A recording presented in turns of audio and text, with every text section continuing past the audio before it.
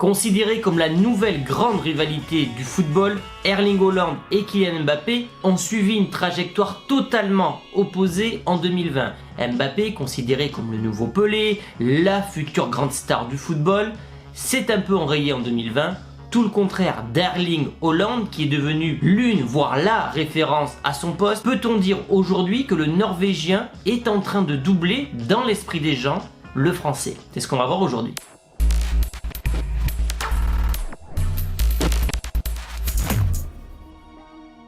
C'est avec grand plaisir que je vous annonce que OneFootball a réussi à décrocher les droits de la Coupe d'Allemagne. Dortmund, Bayern, Leipzig, ce soir et demain au rendez-vous. En passant par le lien en description, vous aurez donc accès au match gratuitement.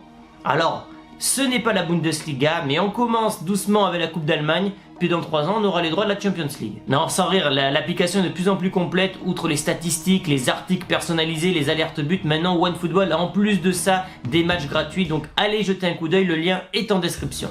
Dans le foot, tout va vite, dans un sens comme dans l'autre. Quand Mbappé est champion du monde qui signe au PSG, on le voit presque détrôner Messi au nombre de ballons d'or. Qui va pouvoir arrêter Kylian Mbappé? En Espagne, il y avait le même phénomène avec Asensio. Entre temps, l'Espagnol s'est blessé gravement et il est à un niveau catastrophique aujourd'hui. Le Français, heureusement, n'en est pas là, mais il a vécu une année 2020 plutôt compliquée. Vous allez voir les chiffres ensuite. Quasiment aucun but en Ligue des Champions en 2020. Il a dû marquer ses 2 derniers buts contre Başakşehir, qui n'est pas la meilleure équipe. Une absence dans les grands matchs qui commence à poser problème. Un positionnement qui pose également problème puisqu'on ne sait pas quel est le véritable poste de Kylian Mbappé. Et surtout, cette sensation que le joueur ne progresse plus et qu'il est en train de stagner. Tout le contraire d'Erling Haaland qui a bien négocié son transfert au Borussia Dortmund. Borussia Dortmund qui paraît être une étape intermédiaire avant de rejoindre un très gros club. Peut-être le Real, peut-être le Barça, peut-être la Première Ligue, personne ne sait. Mais ses statistiques sont incroyables. Il a battu des records de précocité qui appartenaient à Kylian Mbappé en Ligue des Champions, en devenant le plus jeune joueur à marquer 15 buts en Champions League. Et contrairement aux Français, ce dernier est présent dans les grands matchs, des buts contre le PSG. Grenade dans la gueule.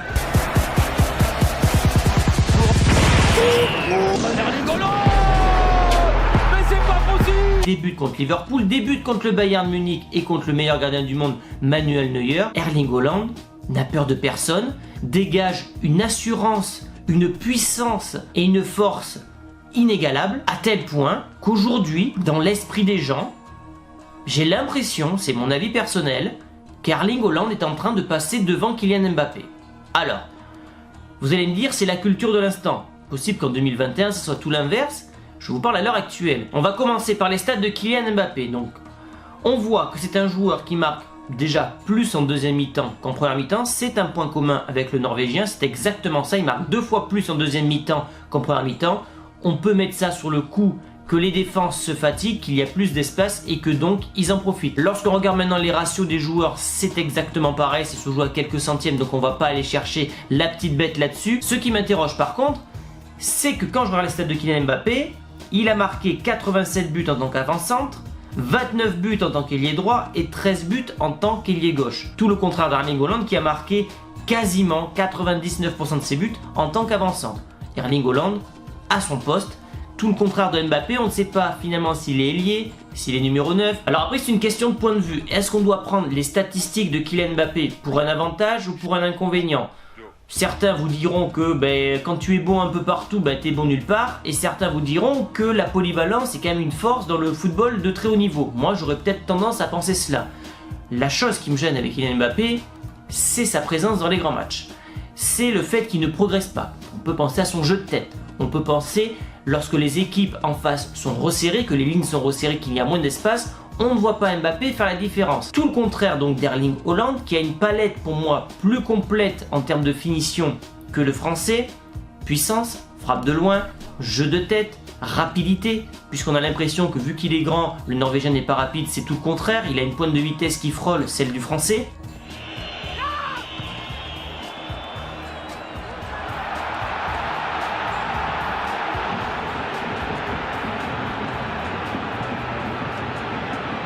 Et la stat qui m'a le plus impressionné chez Erling Haaland, c'est sa capacité à ne pas gâcher ses actions de but. Écoutez cela, parce que j'ai pas pu retenir tout. Depuis le début de sa carrière à Molde, le Norvégien a totalisé 160 tirs, 91 tirs cadrés sur ces 160 et 72 buts à l'époque de l'article évidemment. Ce qui veut dire qu'à chaque fois que le Norvégien cadre, ça fait quasiment but. C'est un joueur donc qui ne gâche pas, qui n'a pas besoin d'avoir 3 occasions pour mettre un but, qui inscrit souvent le but décisif. En termes de statistiques, pour moi, c'est beaucoup plus parlant qu'un ratio 140 matchs sans but, parce que tu peux jouer dans un championnat autrichien comme il jouait lui, ou en Ligue 1, où ce sont 2 championnats biaisés. Cette statistique pour moi est beaucoup plus parlante. Voilà. Ma sensation était donc qu'en 2020, Erling Haaland était en train de prendre le dessus sur Kylian Mbappé. Ça s'est traduit par le nombre de buts inscrits lors de cette année civile. Alors vous allez me dire, ça ne joue pas grand chose. 33 buts pour le Norvégien et 25 pour le Français. 5 ou 6 pénaltys pour Kylian Mbappé, un seul pour Erling Haaland. Donc léger avantage pour le Norvégien.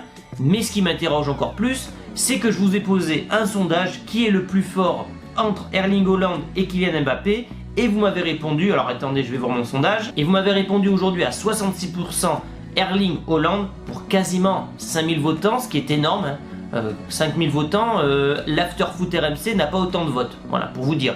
Donc c'est énorme d'avoir un tel sondage sur YouTube, donc je vous remercie de jouer le jeu déjà. Je suis allé donc du côté de la presse espagnole. Vous savez que le Real Madrid appartient à ses socios et que lorsque les socios veulent absolument un joueur et que le président veut se faire réélire, c'est toujours bien d'aller voir ce que votent les gens. Et il y a un sondage qui est sorti au début du mois de décembre. Que voulez-vous comme joueur l'été prochain, Kylian Mbappé ou Erling Haaland? Et c'est le Norvégien qui a été choisi à 64%. Ce qui est drôle, c'est que c'est quasiment le même pourcentage que vous sur l'espace communauté. Et donc les Espagnols ont choisi le Norvégien contrairement aux Français. Alors que souvenez-vous, un an auparavant, les Espagnols faisaient tout pour faire venir le Français. Comme quoi en un an tout a changé. Désormais la priorité en Espagne est plutôt le Norvégien que le Français. Pour moi, il y a plus de chances que le Français signe que Erling Haaland, on verra ça par la suite. Donc voilà, c'était la conclusion de cette vidéo. Je voulais vous montrer que voilà, moi dans mon esprit Erling Haaland, j'ai l'impression qu'il était passé devant le Français. Je voulais confirmation, donc je vous ai posé ce sondage, ce qui m'a conforté dans mon choix. Je suis allé pareil du côté de l'Espagne, même son de cloche, parce que voilà, finalement Erling Haaland ne se pose pas de questions contre qui il joue, on ne sent pas de stress. La gestion du stress a l'air mieux gérée chez lui que chez le Français. Et surtout, voilà, c'est un joueur qui marque contre n'importe qui avec une régularité totalement folle. Alors, en plus de ça, il a l'air d'échapper plus aux blessures que le Français, qui a peut-être tiré trop sur la machine cette année. Bref, une sensation que le Français est un peu pour l'instant dépassé par le Norvégien. Ce n'est qu'aujourd'hui que je parle, c'est peut-être la culture de l'instant. On verra en 2021, rien n'est acquis. Mais voilà, donnez-moi votre avis dans les commentaires. Que pensez-vous du coup du Norvégien? Peut-il véritablement passer devant le Français à long terme? Merci en tout cas d'avoir suivi la vidéo jusqu'au bout. Allez télécharger l'application OneFootball pour regarder justement le Norvégien faire du sale ce soir contre des pauvres amateurs allemands. Et je vous dis à mercredi les amis pour le débrief du Real en espérant un 6 sur 6. Ciao!